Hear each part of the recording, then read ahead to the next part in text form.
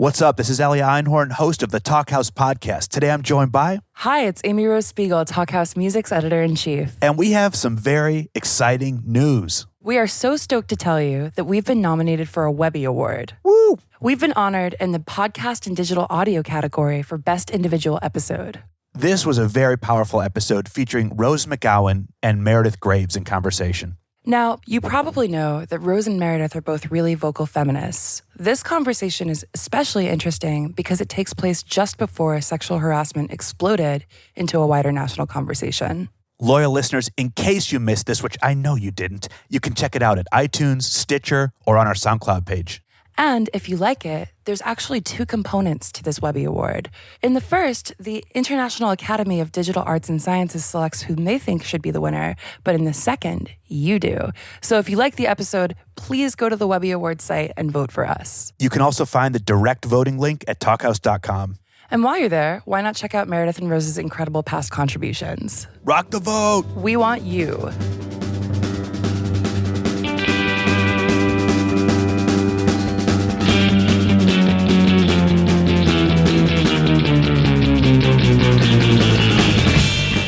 Hey, what's up? This is Elliot Einhorn. Welcome back to the Talkhouse podcast. We have an amazing show for you today. The one, the only, William Friedkin in conversation with Guillermo del Toro. Now, we have two very special guests. First off, with me whenever he can be. The Sancho Panza to your Don Quixote, I guess. It's me, Nick Dawson. I am still the editor-in-chief of Talkhouse Film, and I'm faithfully present. The other, who you'll know, is deputy editor of VanityFair.com and co-host of the podcast Little Gold Men. Joining us remotely, Katie Rich. Welcome to the show. Hi, guys. Thanks for having me. Thanks for taking the time. Now, listeners, as you know from last week's episode, we premiered a little piece of today's talk on Little Gold Men, but there is so much more. This blockbuster episode is coming to you in two parts. It could not be confined to one episode. There's just too much. There was just too much. Nick Dawson, tell us how this came together. Well, William Friedkin, legendary director of The French Connection, The Exorcist, Cruising to Live and Die in LA, Bug, Killer Joe, etc., etc., etc., has a new movie called The Devil and Father Amorth, which is a documentary about exorcism. He has taken his exorcism theme, IRL. Indeed. And I was like, who should we get to talk with him? Who loves Friedkin and has a strong religious background and is one of the great filmmakers of our generation?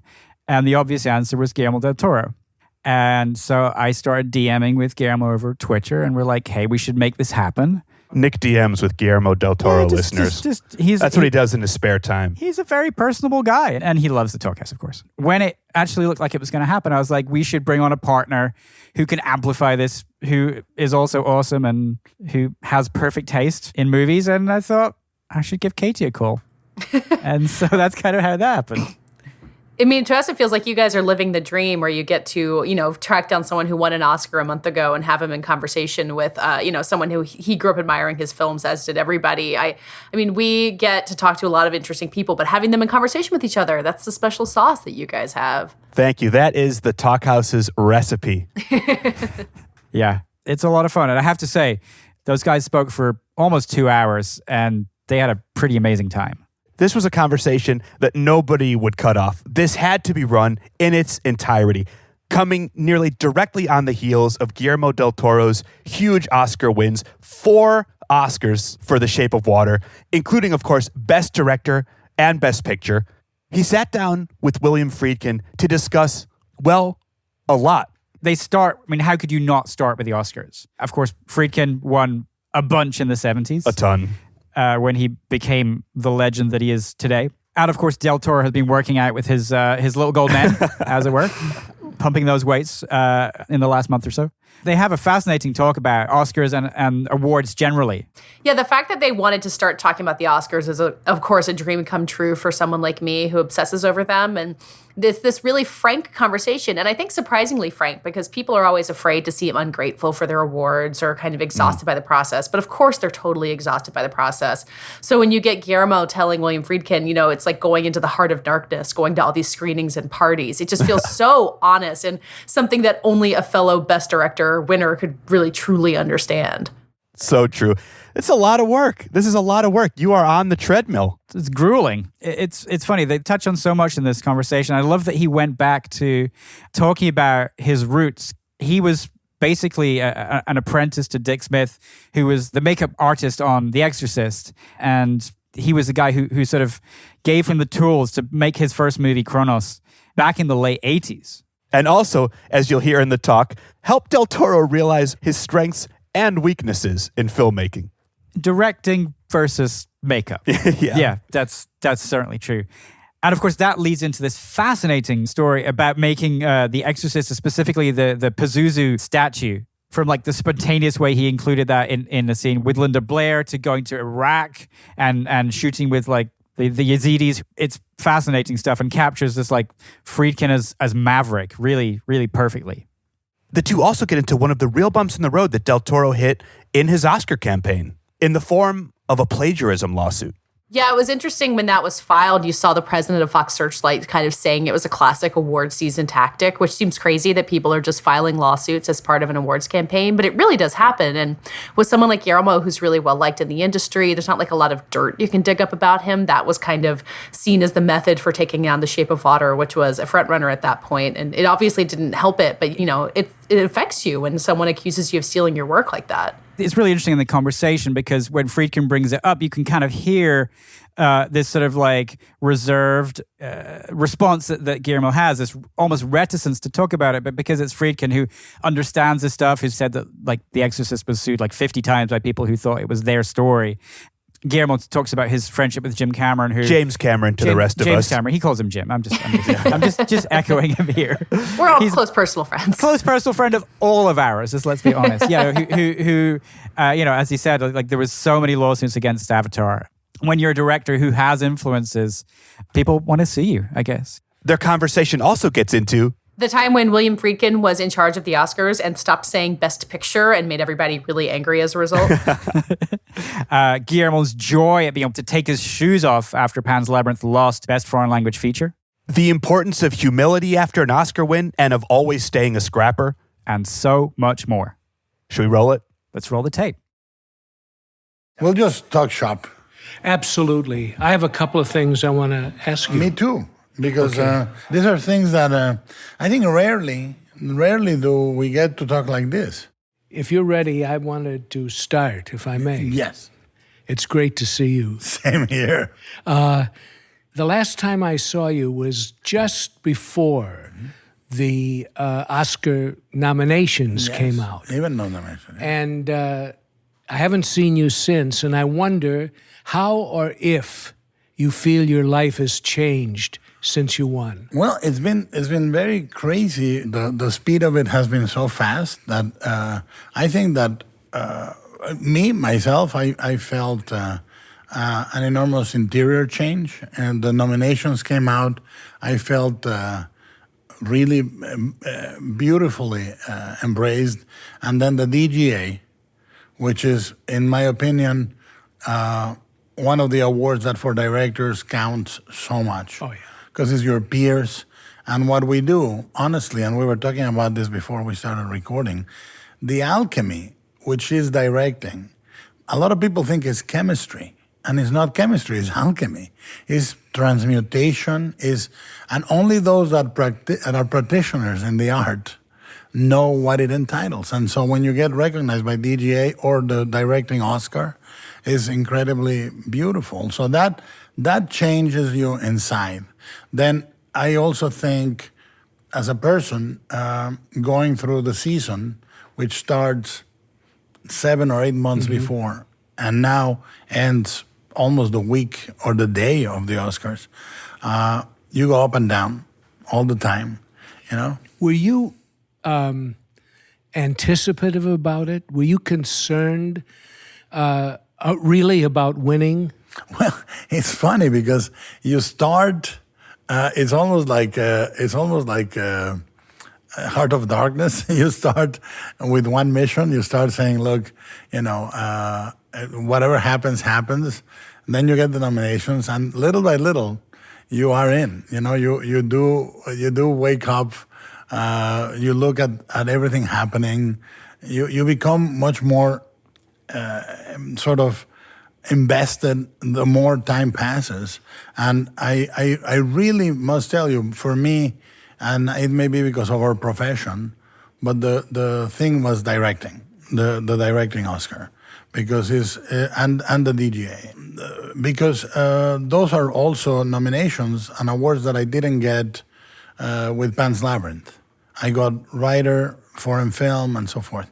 And it's a recognition of the peers that you get really invested in.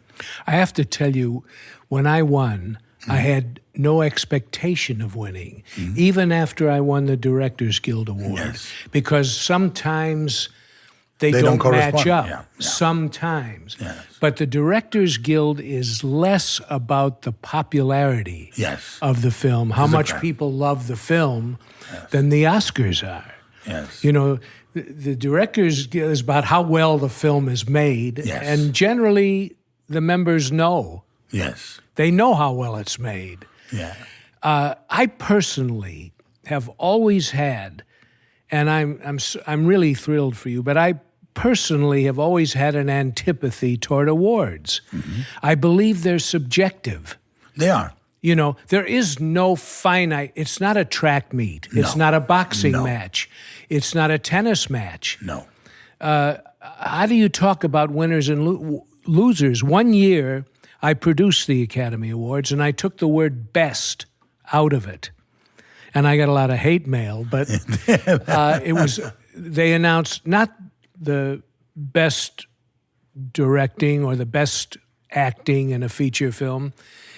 The award was the Academy Award for an actor in a featured role, or the Academy Award for the director of a feature film or a short film or whatever. And at the end, I had Warren Beatty explain that we really don't.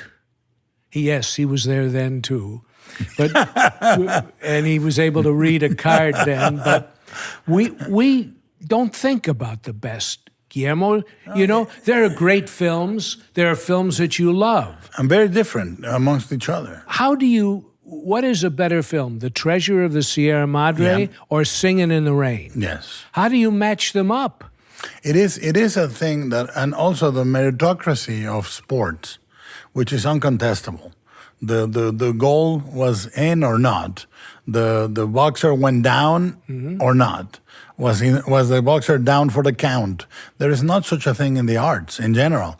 Literature, painting, you know, it's impossible. It's not so cut and dry.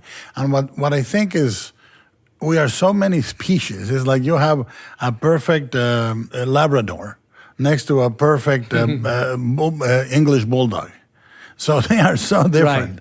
Right. And really why I think that the reason DGA has a special meaning for directors is because it's about the intricacies of how a movie is put together. Is it logistically majestic? Is it well staged? We know that the ballet between the camera and the actor, the delicate balance of the editing, the tone, these things are judged by our peers, and by peers that are ADs, second ADs, I mean, production managers, people that are in the field with you. It is a different gauge. But I agree. I think it's extremely difficult to say bad. I mean, even the controversy when people say, well, Wings was the first movie to win, and there were other. But you know, you go back and watch that movie, and the inventiveness with the camera, it is staggering. It's great. Well, one year I think there was Gone with the Wind, The Wizard of Oz, and Goodbye, Mr. Chips, and 7 others of that caliber. How, you know, Gone with the Wind is hype. Yes. You know, it took a lot of money to do it, which they had. I don't think it's a great picture today, but Citizen Kane is. Yes. And that never won Best Picture. It won a screenplay award, and I think that's about it. Not cinematography. No, and you know, I think that you have to at the end of the day, I mean, I think that where it gets to be Where you get very engaged is in the maybe.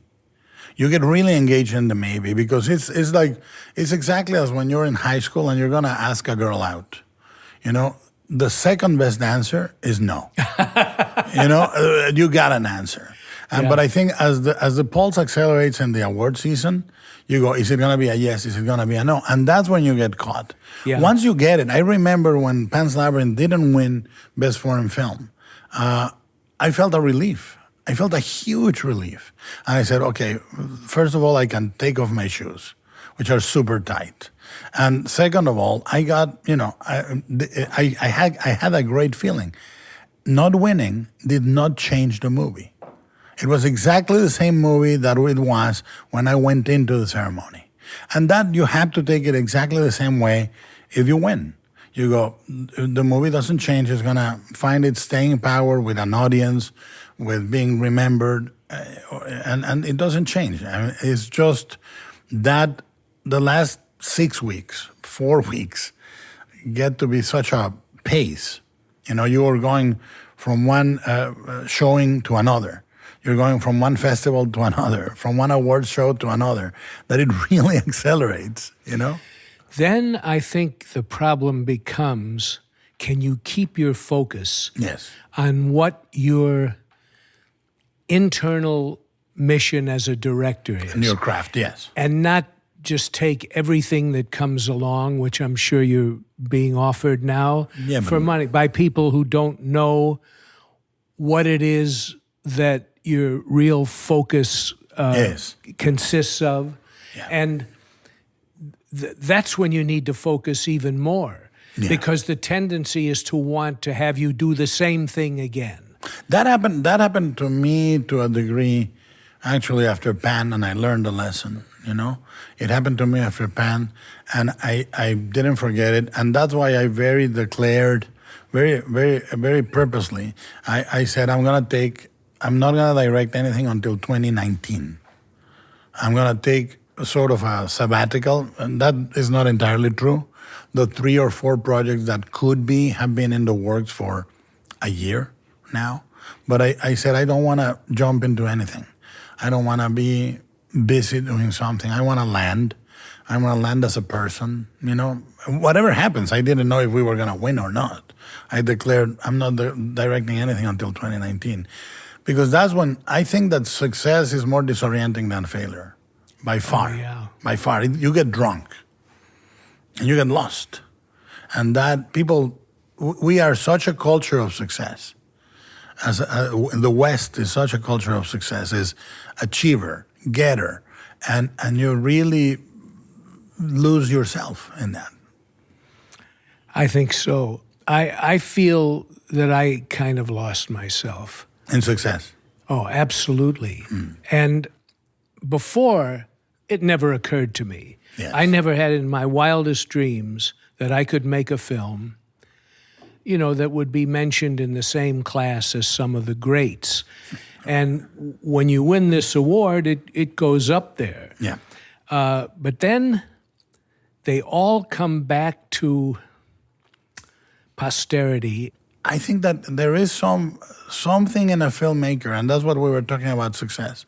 Something in a filmmaker has to remain, you have to remain a scrapper. You have to remain, and success palliates that spirit. I mean, kind of eases you into success, tells you you're a good boy, in a way. And if you give in to that impulse, you get disoriented because you're being patted in the back.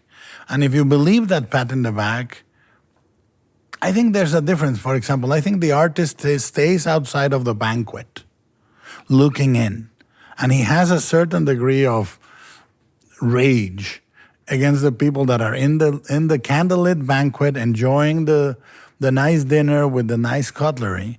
And success tells you, come in, have a piece of chicken, have a glass of wine. And you shouldn't.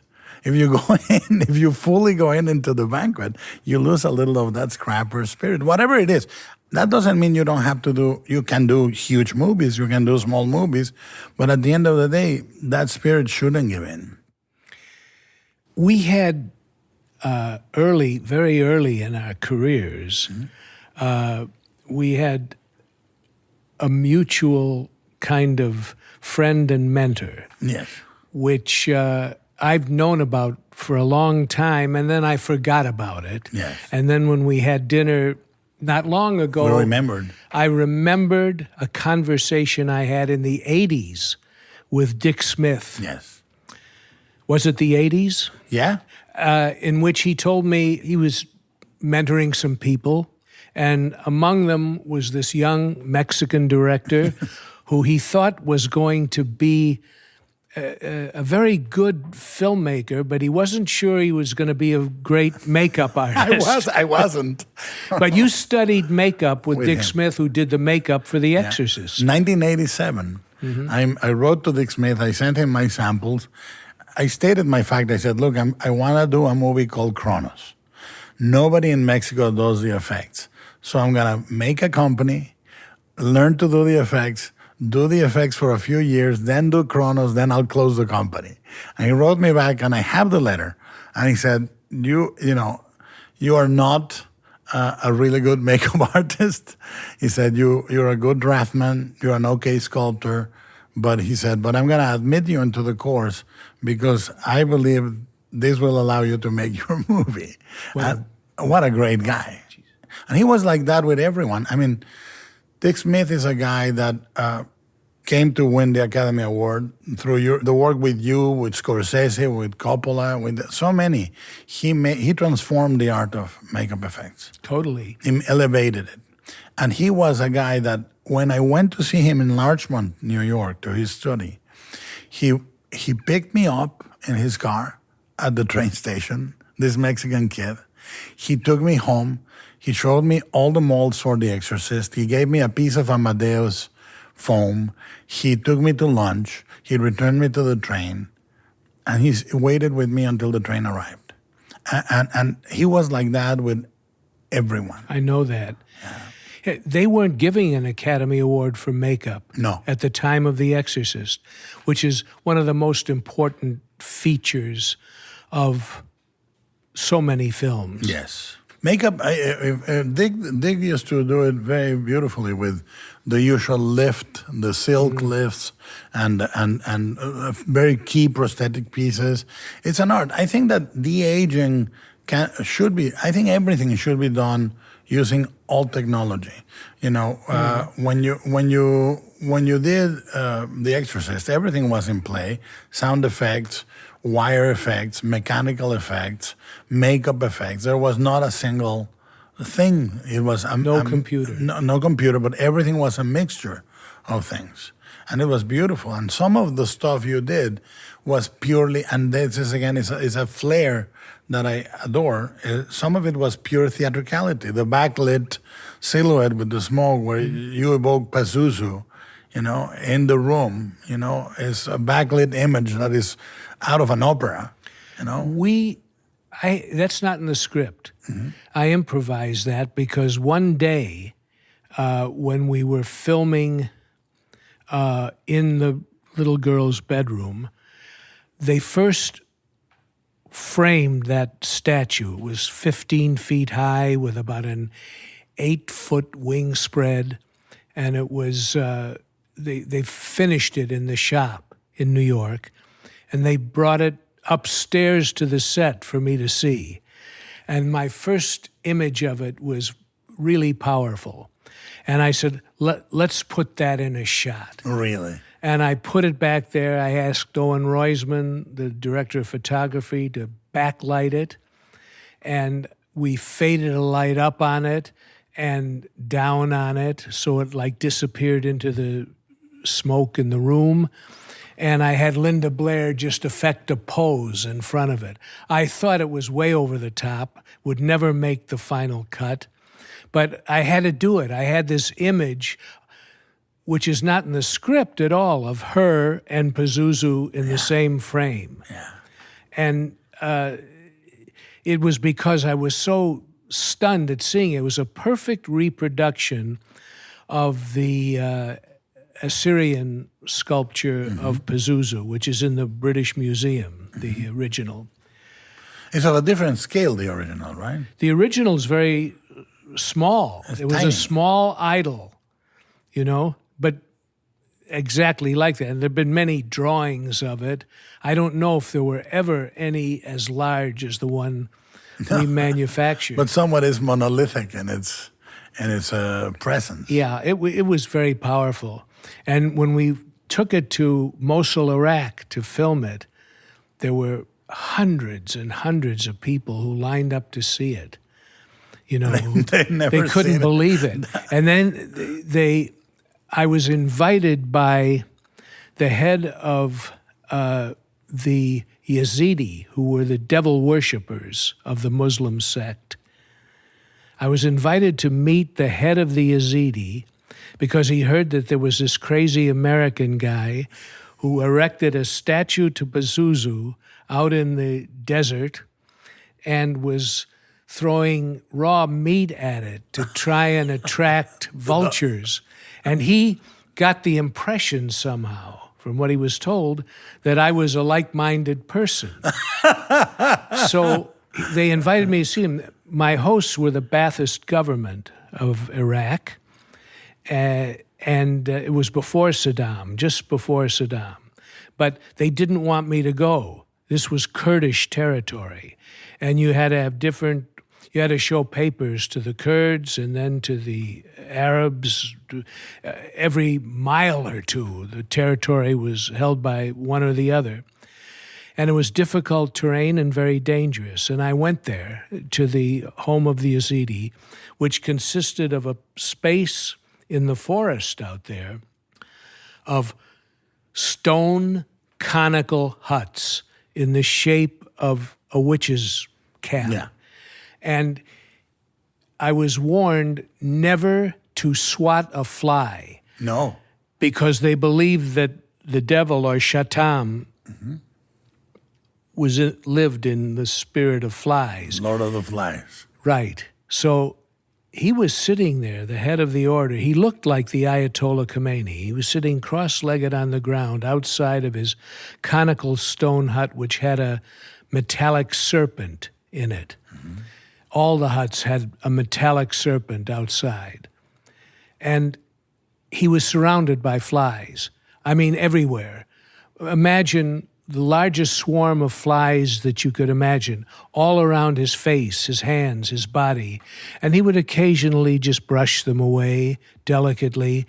And I was clothed from head to toe everywhere, and they were getting on my face, and I had to do the same thing. I could not swat one, I was told it would be curtains for me. It would be like destroying one of their idols. What was his? I mean, the way he viewed Satan, it was very different, was it, from the Western notion of it? Yes, but a lot of very small rules.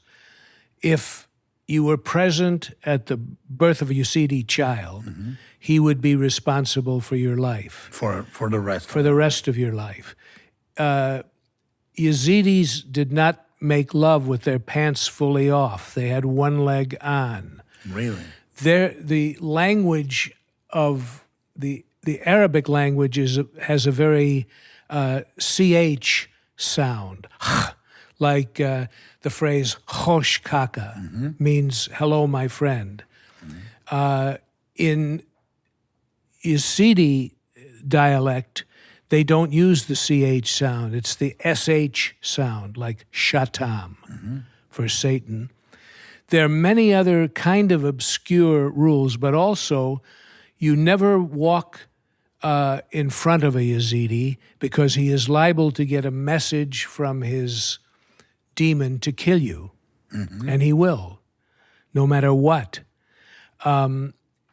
They had sacrificial temples in each one of the conical stone huts for animals and people. Otherwise, they were a very peaceful people, rather remote. He was disappointed when he heard I was not a like-minded person, but making a movie. And he wasn't entirely sure what that was. It had to be. Did he understand your profession? No. But I was doing something that wasn't directly in observation of the demon. But he was very respectful, and he told me a lot about the rules, and I never had any real problems there, except getting in and getting out, which was always difficult. When I was in Iraq shooting the opening, they were at war with Kuwait, with Iran, and within the country with the Kurds. At the same time. And Syria. And I went in with no diplomatic relations whatsoever. The State Department would not authorize my going there. I had to take a British crew. America had no relations with Iraq then at all, not even a desk at the UN. Nothing. But I went to Jack Valenti, who was the head of the Motion Picture Association of America and a friend. I said, Jack, is there a way I can reach somebody from Iraq? He said, yeah, I'll give you the name of the guy who's the Iraqi mission to the UN. But he was your only contact going in, and the studio still went with it. The studio said no. Yeah. Absolutely not. They couldn't get insurance on me. I took Dick Smith, yes, Rick Baker, and Max von Sydow. And that's it. Yeah. And Owen didn't go with you? no, I couldn't take any more Americans. I took the great British cinematographer and his crew, Billy Williams, who shot Women in Love, among many other fine films. And He was also a scrapper. yeah, but Britain had some relationship with Iraq, and so they didn't mind British people, but few Americans. They wanted the conditions they finally put on it after months of consideration were a very limited American crew. We, meaning Dick Smith, had to teach them how to do makeup blood. I don't know what that was about. And they wanted a 35 millimeter print of the French Connection, which I got for. That's it. That's it. And then I had to hire Iraqis on the crew, and Dick Smith trained Iraqis to work and he with trained him. the blood. The blood, it's funny. The blood, I still remember his recipe. It was because there was Technicolor blood, which was the Hammer Films blood. Red. It was red. It was like Carmine. Sherwin-Williams. Yeah. Sherwin-Williams Carmine Yeah. color, yeah. And there was, the formulation Dick Smith did was carrot syrup. He would use photo fluid or flour to give it a Texture. white texture, and he would use he would mix red with green, blue, and some yellow, and depending he would be very specific. He said, if it's arterial blood, it's one color, and if it's not, if it's pre-filtering is darker, and after filtering is more. He would go into these details, and it was pretty peculiar. It really reads. It was one of the first realistic bloods on film. Oh, yes. They haven't improved on it. No one has. But I wanted to go back to the Pazuzu statue for a second, because what I think is brilliant, and this is in all your career, first of all, is the juxtaposition, I think, is the essence of art in many ways. It can be Dali saying, let's put a lobster on top of a phone. Or it can be, but it's being observant and saying, this should go with that instinctively. You saw the statue, they were presenting it to you because you were going to shoot it later then. Yeah, we sent it to Baghdad. And then you said, no, put it in the bedroom. Yeah. That, what you have that is beautiful in all your career is you have an instinct that is, some people would say documentarian but no, you observe and you catch things on the go. Everywhere in any of your movies, and it can be To Live and Die in LA, or it can be Sorcerer, or it can be, and you catch it in the air, and you say, wait, what's happening over here? And that instinct is pretty unique in you, Well, thank you. The thing was, certain things present themselves to you. But if you're not watching. Yeah, but it's a movable feast. Yeah. And you have to be curious enough to partake of it. my films are mostly thought of as completely realistic. But realism is not what I admire the most.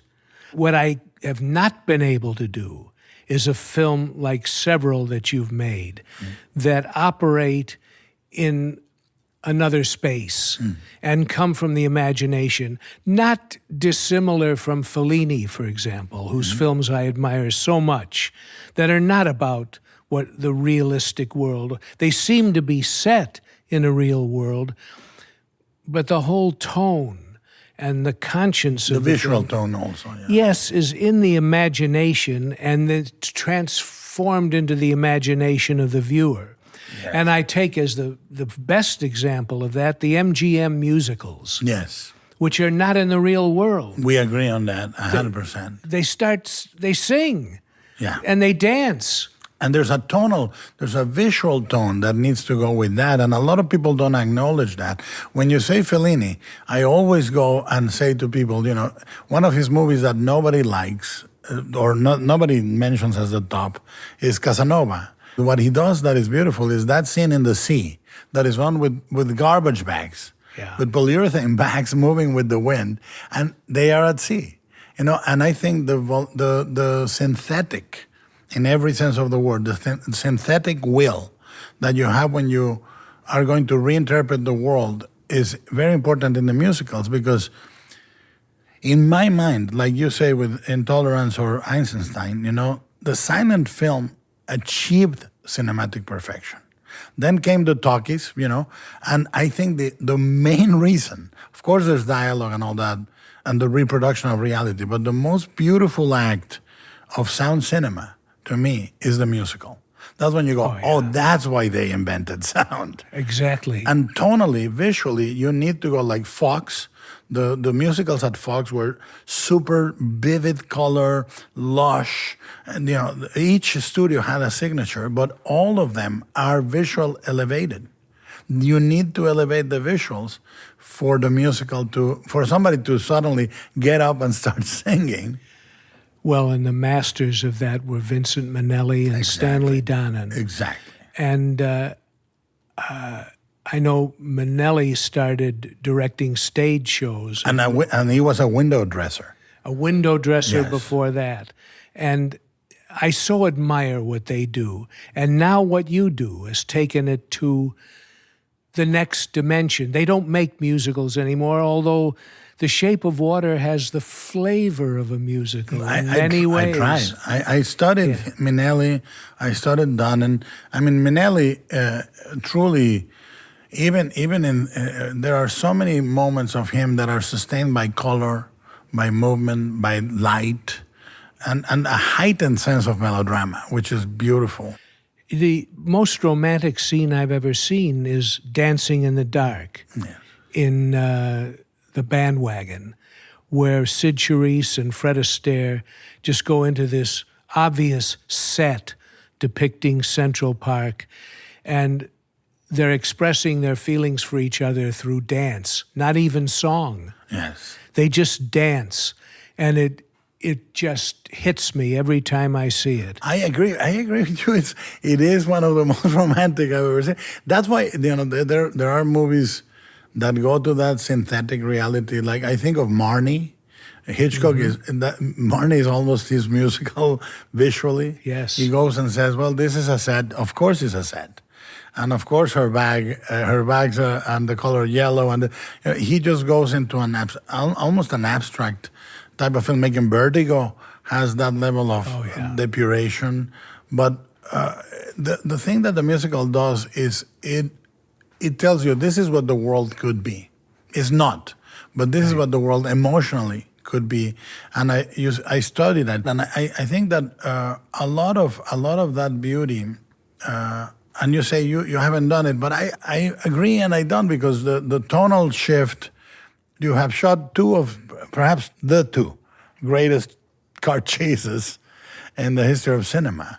And they are very different amongst them. You have the tense, incredibly realistic French Connection, and then you have the almost absurdly musical, colorful, beautiful chase in To Live and Die in LA, which is choreography. Yes, it is. It's choreography. Completely choreographed. But they're presented as extremely realistic. Mm-hmm. Everything that we did in those chase scenes is something that you could do. They were not cars jumping over cars. No. They were not flipping in midair. One is a car chasing a train. Mm-hmm. And I did that. Hey, Mark, can I have a coffee? You want one? Oh, yeah. Okay. How do you like it? Almond milk and 3 stevias. Okay. So I wanted it all to be possible, and it was possible.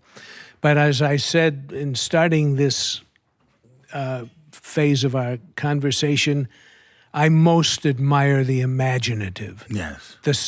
Something that is not necessarily rooted in reality, which is why I think those films last longer, and I think The Shape of Water will last for a very long time. It will be around because it definitely takes you into an idealized world, you know? Yes, cinema. There's no monster. Cinema. Yes, it is cinema.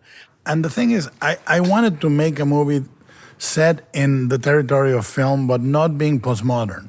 I didn't want to be reflective. I wanted to be immersively in love with movies. I didn't want to say, this is my postmodern take on deconstruction. There was no deconstruction in Shape. What it is, and it's very hard to explain because anecdote to me or plot is the least interesting part of a movie in a cinematic way.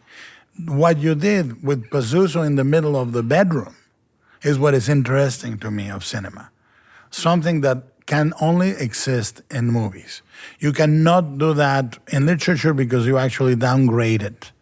You know, you do it on film and you do it with light and with a sound design and with a camera and an angle and a lens, and it lives there. And I wanted that to exist in Shape beyond the anecdote. The anecdote is very simple, you know. The plots are, you have seen them, you know.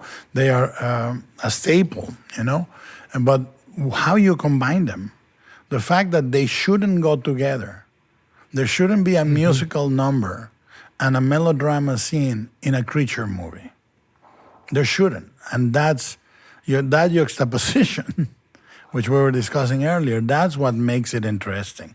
The fact that you can have a real comedy moment or a sitting dancing moment in a sofa alongside a universal monster creature movie, and that you can see it where the heroes are now the villains and the monster is now the hero. Those were the things that are interesting to me. When you reverse all those polarities, that's what is interesting. I mean, I think that's what movies can do. They say, oh, a character, you will never forgive a character for doing X. That's not true. You'll forgive any character doing anything because movies rely on empathy, you know? So much is inherent in the quality of the actor. Yes. You could watch James Cagney do anything, do the worst possible killings in a movie and still like him and want to watch him. Yes. That's the key, I think, to film acting. Yes. Someone who needs to be watched no matter what they're doing. Yes. And there is a need, you know, this is hard to explain, and either the actor has it or the actor doesn't have it. It can't be trained. It cannot be trained. Yeah. And you have amazing actors. And the way I define it is you care for them or you don't care for them. And I think it comes from the actor needing you. And I don't know how to explain it otherwise. You care for them. You want them to fare well. Yes. You know, and it doesn't matter what they do. That's exactly. Bogart was Yes. like that. Bogart is one of the most degraded heroes in a movie in The Treasure of the Sierra Madre. Yeah. He's greedy. He's a killer. He's totally self-involved. One would argue Desperate Hours, he's the Yes. main character. Of course, but you care about watching him. And so that's why casting becomes so important in a film. Is really Same part, different actor, doesn't work. completely different. An interesting thing happened to you toward the announcement of the Oscars. Yeah. Some guy sued and claimed that the story was based on a play that he wrote that His father wrote. his father wrote. Yes. That seems to me to be It was one of about- the most obscure plays that I've ever seen in print.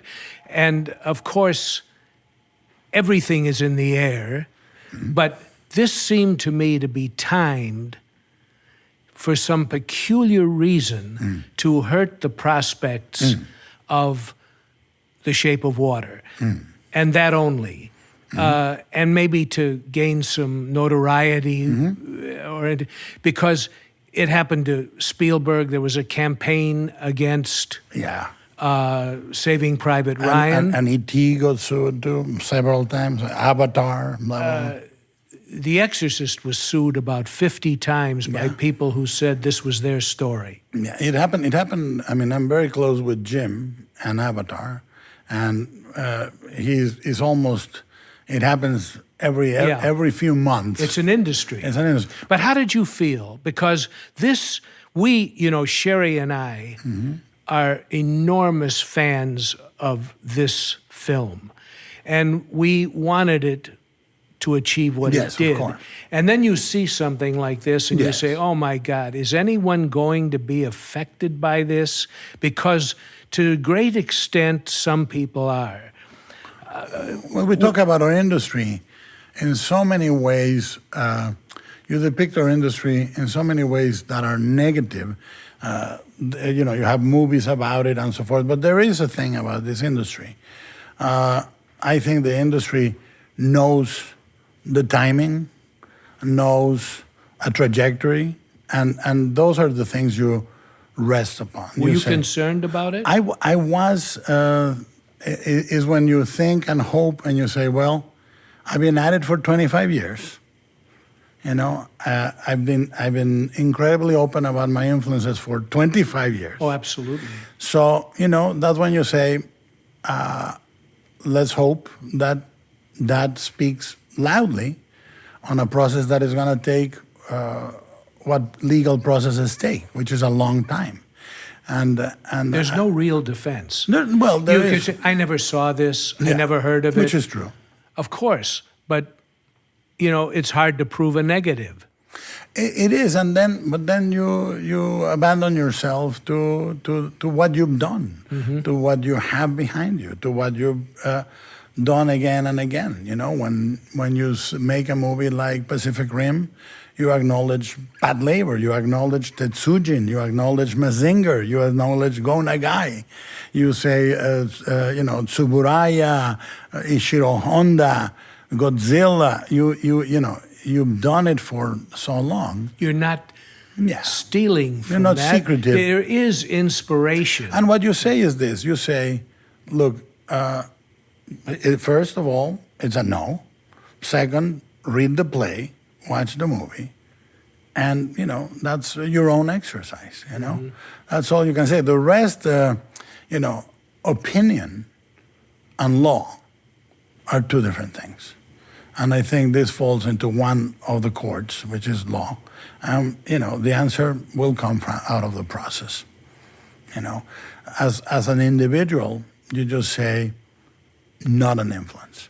Of course not. Not an influence. But and had it been an influence, it would have been acknowledged. I'm sure you would have Yeah. said it had some effect on me, of course, if you had even known about it. But that's the dark side of the Academy Awards, And there is a dark side. If there is a dark side and there is a light side, I must say wholeheartedly, when you get to the end and you land on the bright side, it makes anything that happens over those 7 months worth it. Do you think you're a better filmmaker today because of the success of Shape of Water? Would you have felt, if it had not had the success it had, that it was a failure? I have lived through some of my movies falling through the cracks of either marketing or circumstance that I still think are some of my best movies. That includes Devil's Backbone, which I absolutely adore. So you believe, or you have to believe, that you have the steel underneath it all to not to be guided by the outposts of success, you know? I think that what I know is that the way we made Shape, how hard it was, how difficult it was, how there was a will and a decision to say, we're gonna make this movie impossibly for $19.3 million. We willed it into the world for a fourth of what it should have costed.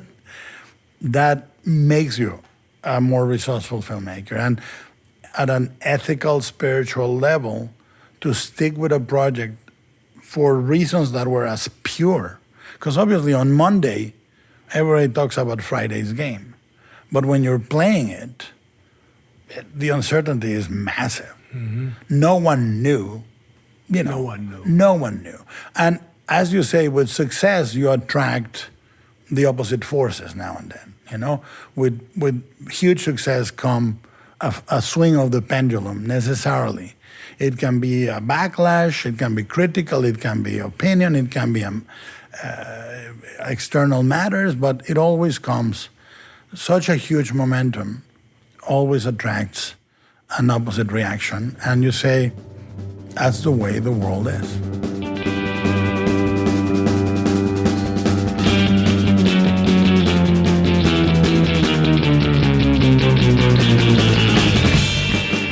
What an amazing talk. That's it for part 1 of Friedkin and Del Toro in conversation here on the Talkhouse podcast. But day after tomorrow, that's this Thursday, April 19th. we are dropping part 2. Nick Dawson, what do they have in store for us? It's the big questions: life, death, evil, religion, emotion, reason, logic, the apocalypse. It's incredible. They get really deep. They talk about a lot and in a fascinating way about the devil and Father Amorth. Some amazing stories from the filming of that documentary. Yeah, it's a blockbuster. What can I say? Listeners, make sure to subscribe on iTunes or Stitcher or wherever you get your podcasts. Today's episode is recorded by Gideon Brower. Thank you so much, Gideon, for braving biblical rainstorms to make it to Casa del Friedkin to record this incredible conversation. And our producer, as always, is Mark Yoshizumi. Thanks, Mark. Till Thursday. See you then.